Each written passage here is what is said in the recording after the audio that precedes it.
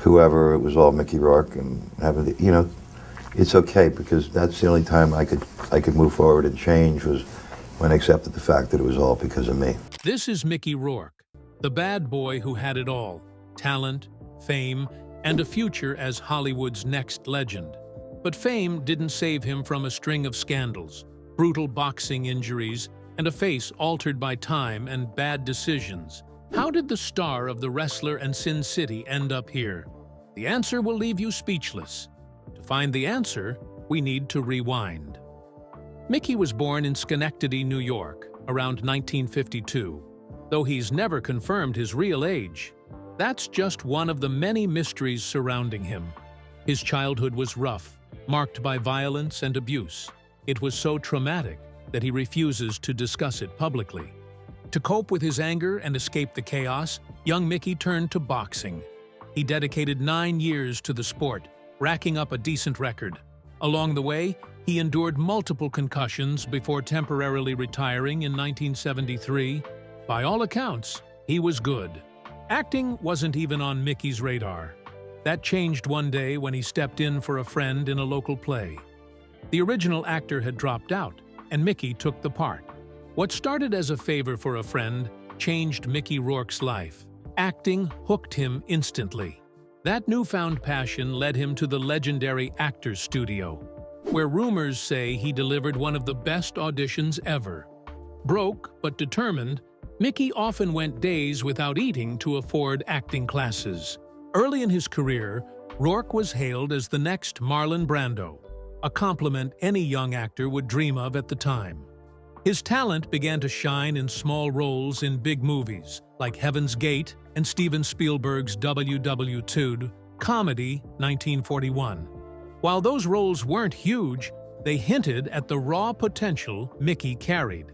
In 1981, everything changed with Body Heat. Mickey's role was small, just 5 minutes of screen time, but unforgettable. Critics took notice, including the legendary Roger Ebert. Ebert praised Mickey's performance, calling it the best supporting work in the film. Rourke's star continued to rise with Diner, 1982. The film boasted a stellar ensemble cast and became a classic for those who saw it. Mickey's performance earned him Best Supporting Actor awards from the Boston and National Societies of Film Critics. Critics loved it, but the studio wasn't as happy. They had hoped for another Porky's, but Diner had heart and artistic depth, not just crude 80s humor. Despite its charm, the film only earned $14 million at the box office, a disappointment for the studio, but a triumph for Mickey's career. In 1983, Mickey starred alongside Matt Dillon in Francis Ford Coppola's Rumble Fish. Playing Motorcycle Boy, arguably one of the coolest character names ever, Mickey dived deep into the role, even reading books about Napoleon to understand his character's psyche. He was mesmerizing, quiet, intense, and magnetic. However, Rumblefish didn't find much love at the box office. With a $10 million budget, it only brought in $2.5 million. Critics were mixed, praising Mickey's performance but calling the story frustrating and unsatisfying. The visuals in Rumblefish were mesmerizing. Critics may have been divided on the story, but they agreed it was stunning to look at. The stark black and white cinematography, paired with bursts of color from the fish, made it unforgettable. It felt like a precursor to the style of Sin City, a film we'll get to later. For many, Rumblefish is a hidden gem in Francis Ford Coppola's filmography, right alongside his masterpieces like The Godfather and Apocalypse Now. Next, Mickey Rourke starred opposite Eric Roberts, yes, Julia Roberts' brother, in The Pope of Greenwich Village. Critics praised the film, especially the acting, with Mickey earning more acclaim. While it didn't light up the box office, it became another notch on Mickey's growing list of critically admired performances. In 1985, Mickey teamed up with the director of Heaven's Gate for Year of the Dragon. To prepare, a Hell's Angel was hired as Mickey's personal trainer, whipping him into shape for the role. The movie received mixed reviews and earned $16 million, far from a hit. But it had its fans, including Quentin Tarantino, who later called it one of his favorite films. If Tarantino's opinion means anything to you, it's worth a watch. In 1986, Mickey took on 9.5 weeks, diving into the world of erotic drama. Critics called it titillating yet predictable, and many noted its influence on later films like 50 Shades of Grey. A comparison Mickey's movie easily wins. Audiences, however, were divided. The American release was heavily censored and flopped at the box office. But overseas, the uncut version became a sensation, earning $100 million internationally. The steamy, seductive drama turned Mickey into an A-lister. He was suddenly a household name, beloved by fans worldwide. The film found even more success on home video, cementing Mickey's status as one of the hottest stars of the 80s. It even spawned a sequel 11 years later. Though it bombed, people seemed to have lost their appetite for strawberries by then. In 1987, Mickey starred in Angel Heart, acting alongside his idol, Robert De Niro. Unfortunately, the collaboration didn't go smoothly. Mickey admired De Niro and hoped to learn from him, maybe even build a friendship. But De Niro wasn't interested. For the sake of their characters, De Niro insisted they avoid speaking or interacting off-camera. This approach hurt Mickey deeply. He was eager to connect but felt shut out. De Niro even refused to let Mickey touch him, something that confused and upset Rourke. The rejection led to a lasting feud between the two actors, one that remains unresolved to this day. Mickey, a method actor himself, found De Niro's behavior unnecessary and alienating. For Mickey, the experience was a painful clash with someone he once idolized. On set, Mickey Rourke and Robert De Niro often turned their scenes into intense acting duels. It was less about collaboration and more like two gladiators battling for dominance, not with fists, but with pure talent. The tension between them spilled off-screen. Mickey made his feelings about De Niro crystal clear. In one infamous statement, he said he didn't look up to De Niro anymore. Instead, he looked through him, straight to his hole. A harsh insult, but very Mickey. Their feud lasted decades, and in 2019, it cost Rourke a major opportunity. De Niro reportedly blocked him from being cast in Martin Scorsese's The Irishman. It could have been a massive comeback for Mickey, but De Niro's influence shut it down. Mickey didn't seem to care. He's never been one to hold back his opinions, even when they come with consequences. Back to Angel Heart. Despite its brilliance, the film flopped, failing to recoup its $18 million budget. Yet, over the years, many fans have claimed Rourke outshone De Niro in their scenes. Director Alan Parker, however, described working with Rourke as a nightmare. Despite this, Mickey kept landing roles. Hollywood studios saw his talent, even if his choices didn't always make commercial sense. Rourke picked roles for their artistry, not their box office appeal. This approach led him to turn down major films like Top Gun, Rain Man, Platoon, and Beverly Hills Cop. Each could have made him a megastar, but Mickey wasn't interested in playing Hollywood's game. His refusal to conform left him struggling financially, even as his fame grew. Then came A Prayer for the Dying in 1987, a film about the IRA. Rourke threw himself into the role, befriending IRA members and even getting a tattoo to prove his commitment. He was proud of the project, calling it a powerful drama. But the studio had other plans. They re-edited the film into a generic action flick, prompting Rourke to disown it. He told the studio they should have hired Chuck Norris instead. Critics were divided. Some praised Rourke's performance as the film's saving grace, while others mocked his over-the-top Irish accent. The movie bombed, earning less than $2 million. On top of that, Rourke stirred controversy with political statements about the IRA, including donations he made. This led to media backlash, potential bans in the UK, and more damage to his reputation. Rourke didn't stop there. He publicly criticized the studio, burning bridges in spectacular fashion, and then, metaphorically, pissing on the ashes. It didn't help his career, but Mickey never cared about playing nice. He saw himself as an artist, more like Charles Bukowski than a Hollywood star. Fittingly, his next film was Barfly, 1987, based on Bukowski's life. Rourke's performance in Barfly earned him an Independent Spirit Award nomination. Critics praised his raw, visceral portrayal, saying the pain in his character felt palpable. Alongside Faye Dunaway, he delivered one of his most celebrated performances. The film received positive reviews, with many calling it a triumph of understated brilliance. Once again, critical praise didn't translate into box office success. Barfly barely earned $4 million. Mickey Rourke's talent shone, but audiences stayed away. Not one to be boxed in, Mickey tried his hand at writing. Using the pseudonym Eddie Cook, he penned Homeboy.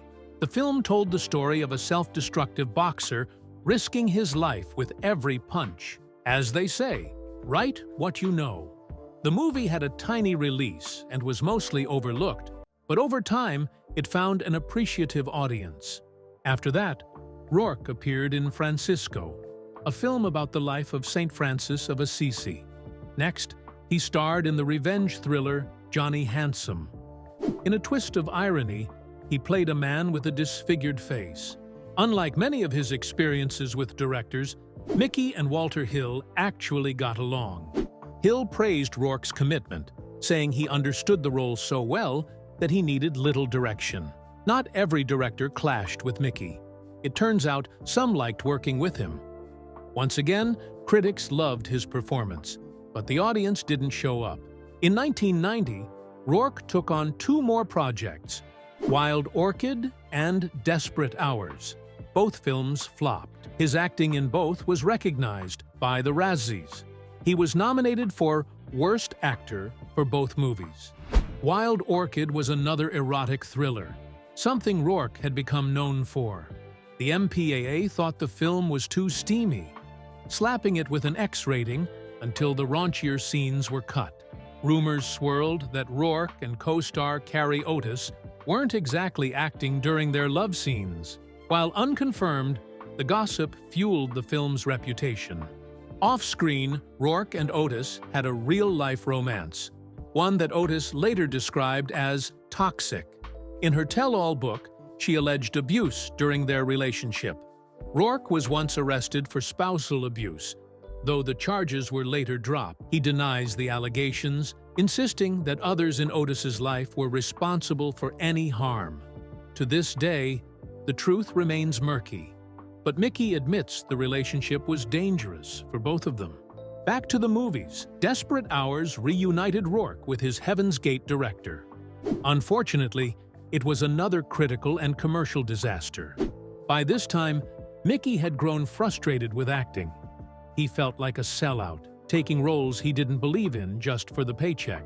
He openly admitted that his next two films, Harley-Davidson and The Marlboro Man and White Sands, were just for the money. Both films bombed, further cementing his disillusionment. Mickey hated feeling like he was compromising his art for cash. The cracks in his relationship with Hollywood were becoming more obvious, as was his growing dissatisfaction with the roles he was being offered. Mickey Rourke lost respect for himself as an actor. Frustrated, he decided to return to what he excelled at as a teenager: boxing. By all accounts, his boxing career was a decent success. Mickey said he wanted to test himself physically while he still had the chance. True to form, Mickey fought as much outside the ring as he did inside it. His fame gave him the chance to go up against some serious hitters. Determined to prove himself, Mickey took the punches like a champ. He was so focused on boxing that he turned down the role of Butch in Pulp Fiction. Quentin Tarantino personally wanted him for the part, but Mickey didn't even bother reading the script. His mind was locked on his training.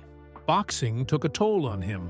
Mickey suffered broken bones, concussions, and injuries that required major facial reconstruction surgery. His once famous good looks were almost unrecognizable. Some believed Mickey did it on purpose. He hated Hollywood's obsession with beauty and the fake glamour of stardom. People speculated that he subconsciously destroyed the very thing that made him a movie star. Over time, he became known as the poster boy for bad plastic surgery. Doctors eventually told him to stop boxing, warning of permanent damage if he continued. Reluctantly, Mickey left the ring and tried to return to acting. But the transition wasn't smooth. In the 90s, he appeared in projects that went unnoticed. There was HBO's The Last Outlaw, 1993, Fall Time, 1995, and the erotic thriller Exit in Red, 1996. He even played the villain in Double Team, 1997, a campy action film starring Dennis Rodman. At least he seemed to have fun in that one. Mickey also co-wrote the script for Bullet, a gritty film where he starred alongside Tupac Shakur.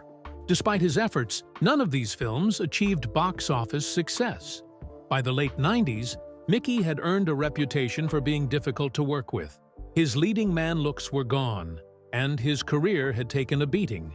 But he still had fans. One of those fans was Francis Ford Coppola. The Rumble Fish director cast Mickey in The Rainmaker, 1997, where he played a shady, ambulance-chasing lawyer. Mickey also took on a supporting role as a ruthless bookie in the indie classic Buffalo 66. Directed by Vincent Gallo, the film was a chaotic project. Gallo reportedly paid Mickey with a paper bag filled with $100,000 in cash.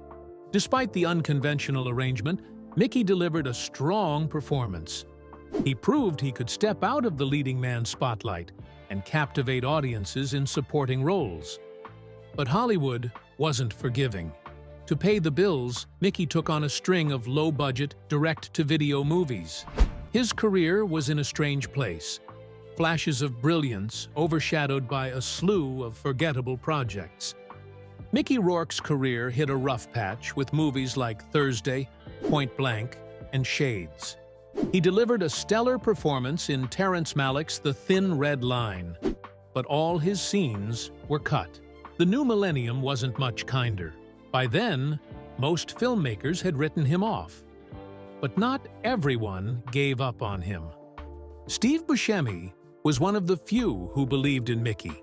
He cast him as a transvestite in his second directorial film, Animal Factory. Around the same time, Sylvester Stallone wanted Mickey for Get Carter so badly that he gave up part of his salary to make it happen after the studio refused to cast him. Mickey, determined to make a good impression, behaved professionally on set. That newfound discipline paid off. Sean Penn, a longtime fan, cast Mickey in his 2001 film The Pledge. In a small role as a grieving father, Mickey commanded the screen. These performances, along with his better behavior, reminded people of his talent. Filmmakers began to notice that Mickey Rourke still had something special. In the early 2000s, Mickey appeared in Enrique Iglesias's steamy hero music video. He also popped up in the chaotic drug-fueled film Spun and took a small role in Masked and Anonymous. Mickey only joined the latter because he wanted to work with Bob Dylan, who was equally a fan of his.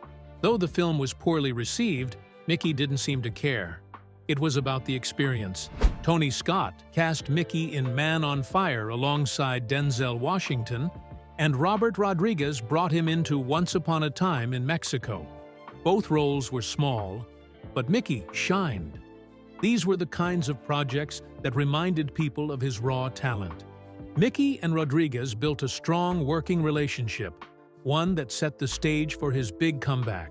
In 2005, Rodriguez gave Mickey the role that would change everything: Marv in Sin City. It was the perfect match. Mickey played the anti-hero with a disfigured face, a character only he could embody. Critics were blown away by the film's groundbreaking visuals and gritty style, and they singled out Mickey's performance as flawless. Mickey earned several awards for his portrayal, including Best Supporting Actor from the Chicago Film Critics. With a modest $40 million budget, Sin City earned a massive $160 million worldwide. It was Mickey's first true blockbuster in years, proving he could still captivate audiences. Tony Scott wasn't done with Mickey either. After working with him on Man on Fire, Scott cast him in the real-life drama Domino. Mickey initially turned down the role, calling the script weak. Scott reworked the part specifically for him, which convinced Mickey to sign on. Unfortunately, not every role was a hit. Mickey had a supporting turn in Stormbreaker, a forgettable spy movie for kids. Around this time in 2007, he made headlines again, not for a film, but for being arrested for drunk driving on a scooter.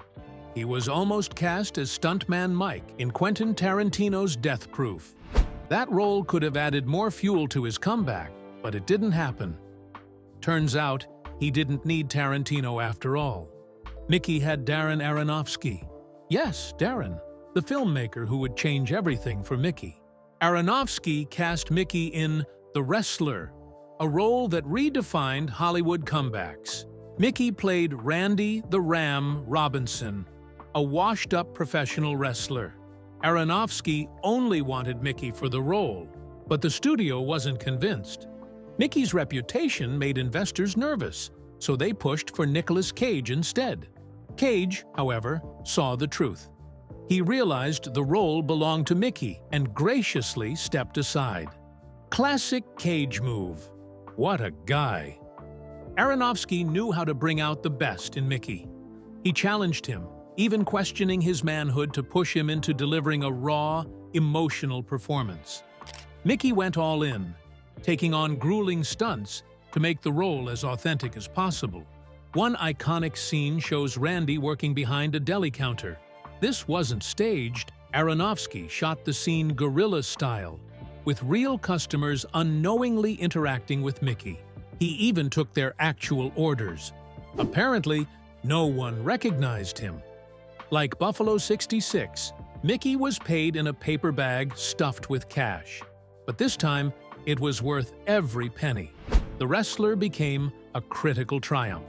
Critics and audiences hailed Mickey's performance as not just the best of the year, but one of the greatest of all time. It wasn't just a comeback, it was a resurrection. As one magazine put it, Sin City brought Mickey back, but The Wrestler made him whole again. The film won Mickey a BAFTA and a Golden Globe for Best Actor. He was the favorite to win the Oscar, too.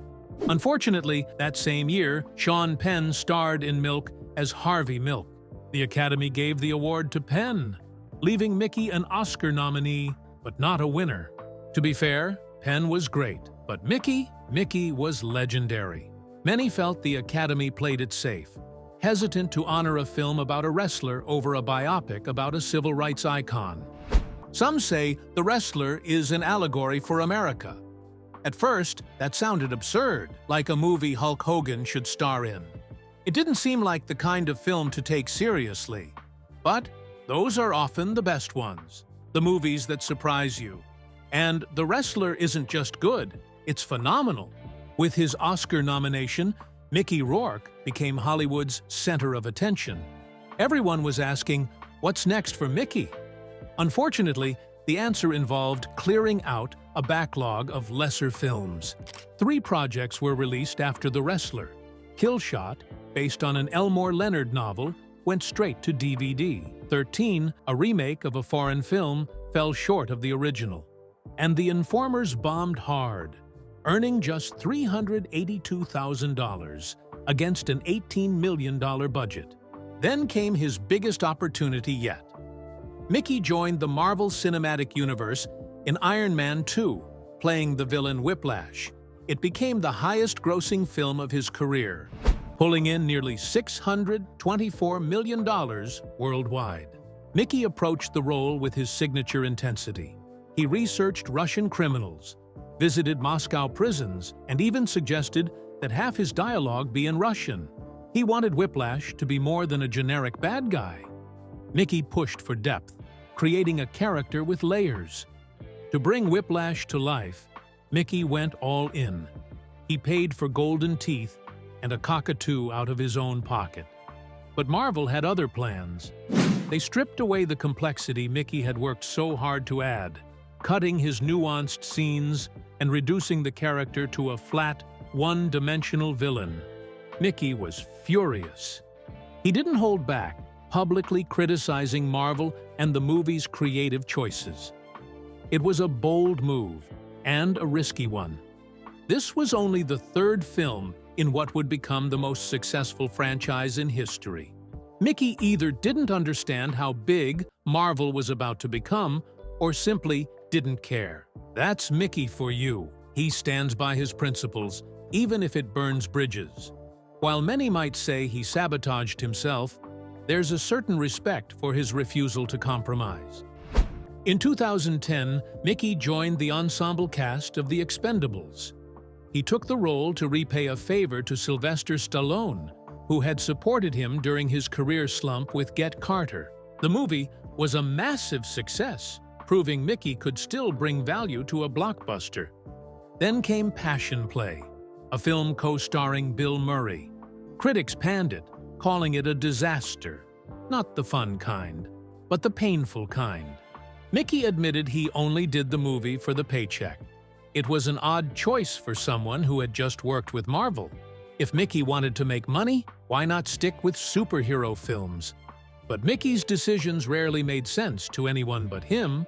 In 2011, Mickey Rourke starred in Immortals, his last major blockbuster. The film, centered on Greek gods, received mixed reviews. Critics praised its visuals, but criticized the weak and uninspired story.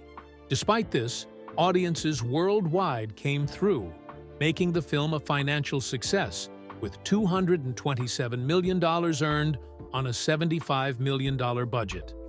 However, Mickey's behavior on set hurt his reputation again. Reports of arguments and conflicts followed him, and his career slipped back into obscurity. Big-name directors stopped taking risks on him. For example, he was reportedly removed from the cast of 7 Psychopaths after clashing with the director. Mickey found himself relegated to direct-to-DVD projects like Black November, Java Heat, Dead in Tombstone, Ashby, Skin Traffic, and Blunt Force Trauma. He did reprise his role as Marv in Sin City, A Dame to Kill For in 2014. But the sequel failed to recapture the magic of the first film. Even hardcore Sin City fans were disappointed. It was a flop, widely regarded as one of the biggest letdowns of the year.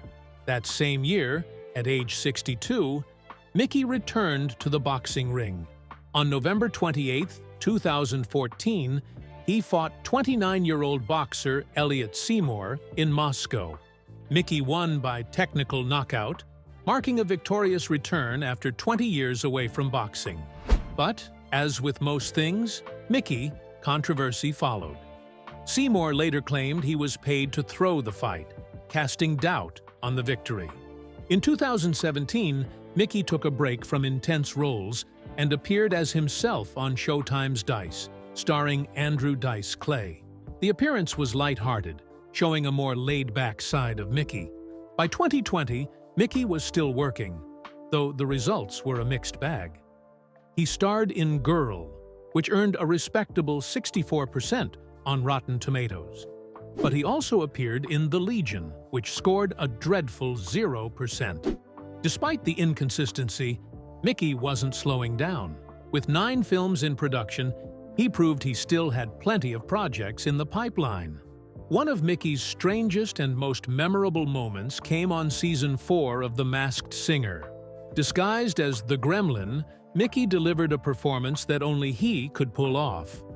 But, in true Mickey fashion, he broke the rules. He became the first contestant in the show's history to unmask himself, shocking the judges and ruining the surprise. Fans were stunned, but let's face it, that's just classic Mickey Rourke. Love him or hate him, Mickey Rourke always keeps people guessing. From blockbusters to bizarre stunts, he's a man who plays by his own rules, leaving an unforgettable mark wherever he goes. And with his upcoming projects, it's clear Mickey isn't done surprising us yet. Mickey Rourke's life has been no less wild. Drugs, Hollywood feuds, burned bridges, arrests, countless punches, and a parade of plastic surgeries turned this heartthrob into a leather-faced madman. But somehow, beneath it all, he still has a heart of gold. How do we know? Chihuahuas. Mickey loves them. He's not shy about saying they saved his life. In his darkest moments, when suicide seemed close, his little dogs gave him a reason to keep going. That's heartwarming, heartbreaking, and deeply human all at once. Mickey's life often feels like art imitating life, or maybe the other way around. His roles, whether as a street kid with something to prove, a boxer risking everything, or a broken-down has-been chasing redemption, seem to echo his real struggles. Even his role as a scarred villain felt oddly personal. And yes, he's buddies with Putin. That's a whole other story. In the 1980s, Mickey was unstoppable. Critics compared him to Marlon Brando. He had the talent, the looks, and the aura of a legend in the making. But just when he could have ruled Hollywood, he walked away to follow a different dream. When he came back, everything was different. The man once known as Johnny Handsome now wore his pain inside and out. Still, Hollywood loves a comeback.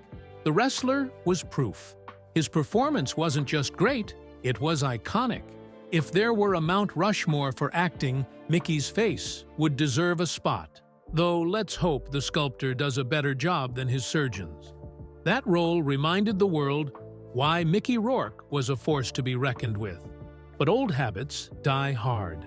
The issues that plagued Mickey early on still follow him today.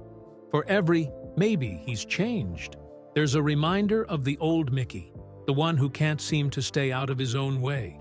Yet, despite it all, there's hope. Mickey's talent is undeniable. All it takes is one bold director willing to take a risk. And when that happens, the world will remember why Mickey Rourke is a true Hollywood legend. So, what happened to Mickey Rourke? Life happened. It wasn't always pretty, but it's always been unforgettable. Here's hoping we see more of his brilliance on screen soon.